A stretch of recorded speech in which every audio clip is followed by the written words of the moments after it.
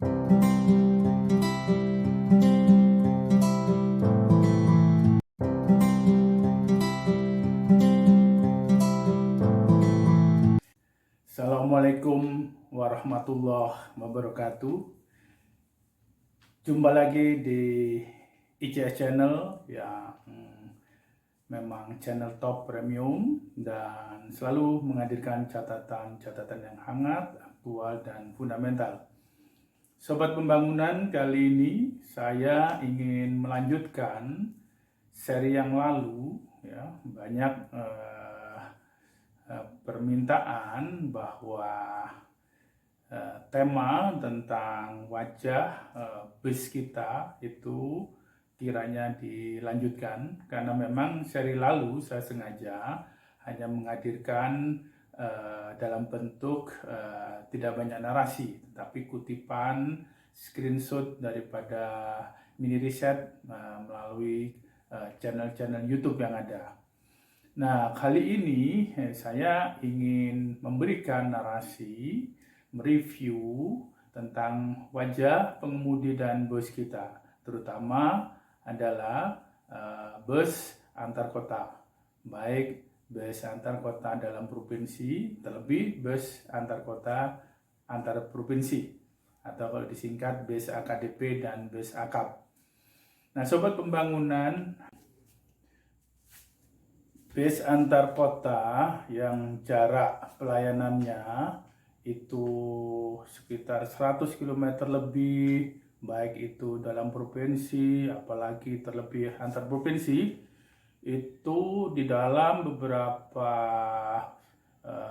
video di YouTube yang saya cermati, itu sangatlah potensial daripada kecelakaan yang tinggi.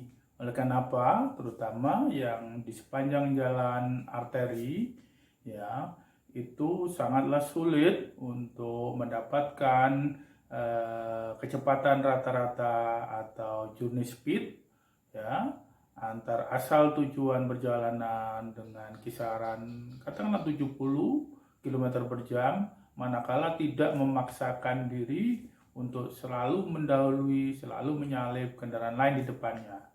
Apalagi kendaraan-kendaraan di jalan arteri itu banyak kendaraan yang kecepatannya lambat, di mana ada angkutan barang gitu ya, yang lajunya itu rata-rata 40 km per jam, maksimum 60 km per jam.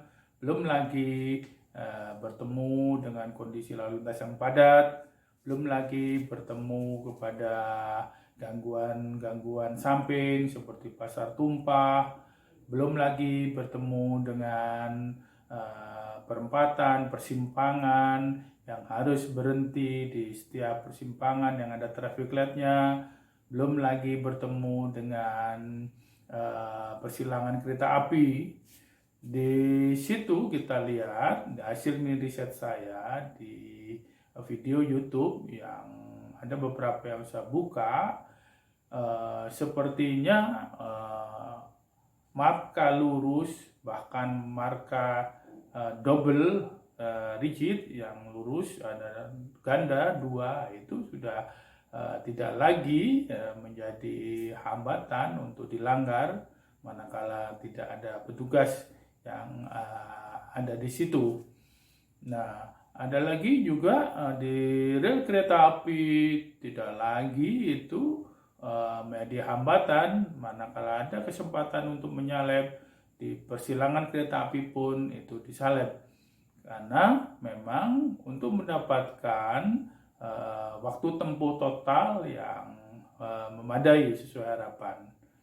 Ini Sobat Pembangunan, bahwa angkutan antar kota ini sangat rawan semakin jauh jarak pelayanan, jarak trayeknya semakin potensial untuk high risk accident, ya. Ini yang perlu menjadi pertimbangan, ya, terutama barangkali untuk angkutan AKAP, antar kota antar provinsi, ya, dari sisi kondisi yang saya sampaikan dan juga dari sisi kondisi barangkali jumlah load factor penumpangnya, ya, penumpang yang sesuai dengan asal tujuan trayek itu rata-rata load faktornya dalam 1 tahun operasi bisa mencapai 50% gitu, mungkin sangat bagus. Bahkan saya yakin itu ada kisaran 30, bahkan di bawah 30%. Ya, walaupun mungkin bukan masa pandemi ya, oleh karena sebagian itu adalah penumpang yang sebenarnya adalah penumpang dalam provinsi yang diambil oleh pangsa pasarnya penumpang antar provinsi. Maka kiranya perlu mendapat perhatian barangkali penyempurnaan pelayanan. Itu dari sisi resiko potensial kecelakaan yang tinggi, belum lagi ya manakala ketemu kompetitornya ya, sesama trayek antar kota ya, antar provinsi, itu sudah saling serobot, saling memacu gitu kecepatan, dan sangat miris sekali kalau kita lihat di video-video yang ada ya. Dan juga ada pola operasionalnya, walaupun antar provinsi, nah itu bisa penumpangnya bisa dioper berapa kali.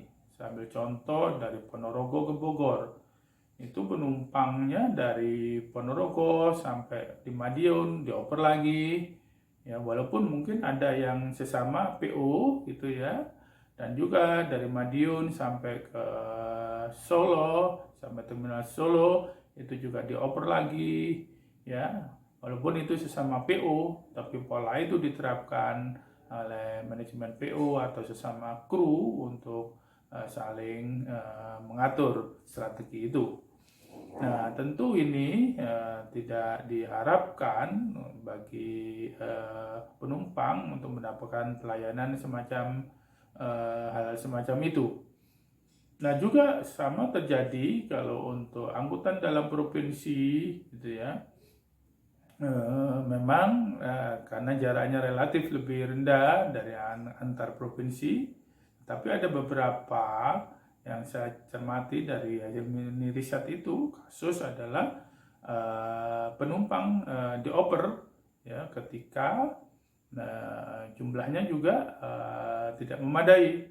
Nah, yang lebih lagi kasihan, kita melihat di beberapa video itu adalah bis bisa ngetem sampai 4 jam lebih. Kita ambil contoh trayek Jember Banyuwangi ya, itu terjadi beberapa minggu yang lalu, walaupun masa pandemi, tapi saya yakin sebelum pandemi pun akan pola-pola semacam itu akan terjadi ya. Ngetemnya di terminal pertama sebelum berangkat sudah sekitar 1 jam, kemudian keluar terminal, di depan terminal pinggir jalan ngetem lagi, kemudian jalan pelan-pelan, ngetem lagi, kemudian sampai di pom bensin terdekat, putar balik lagi, nah, dibawa lagi masuk ke terminal, dan ngetem lagi di terminal. Ini bisa total sampai kepada tujuannya bisa 4 jam lebih.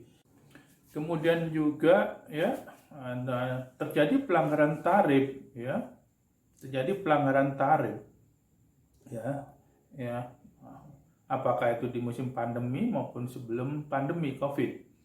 Nah, ini bahkan yang saya lihat ada tarif yang tadinya 50.000 ini ditarik 100.000. Penumpang sangat tidak berdaya. Ya, sudah ngetemnya 4 jam lebih, kemudian tarifnya juga ditarik 2 kali lipat.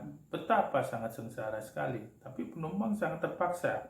Mau turun juga khawatir tidak mendapatkan bis lain, dan juga khawatir kalau mendapatkan bis lain juga kondisinya sama, hanya sangat-sangat menderita. Sedangkan bisa kita lihat bagaimana petugas harus melakukan pengawasan di situ, tentu akan sulit juga. Nah, ini barangkali ke depan sekali lagi bahwa pola pelayanan, kemudian pola trayek, dan juga instrumen pengawasan perlu dibenahi ya. Barangkali instrumen pengawasan yang mendesak diadakan adalah kewajiban memenuhi alat dashboard di setiap bis ya. Memang harus pengadaan beli baru, tapi itu diyakini sebagai langkah untuk meningkatkan pengawasan operasional bus, ya, sehingga kinerjanya bisa terekam di situ. Kemudian juga perluasan saluran-saluran pengaduan, ya, yang terus diinformasikan di seluruh channel-channel pengaduan. Yang tidak kalah penting adalah kewajiban di dalam bus itu dipasang stiker yang mungkin agak banyak gitu ya, sehingga di setiap dekat lorong bangku gitu ya, di kiri kanan itu ada stiker-stiker pengaduan, sehingga manakala masyarakat merasa tidak nyaman apalagi menjadi korban pelanggaran tarif atau ngetem yang sudah tidak manusiawi lagi, ngetemnya aja 4 jam, belum lagi ya waktu perjalanannya, ya tentu sangat-sangat tersiksa.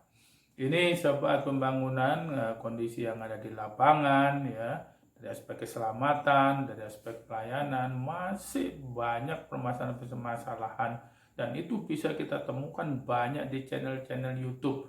Nah sekarang bagaimana kita ke depan?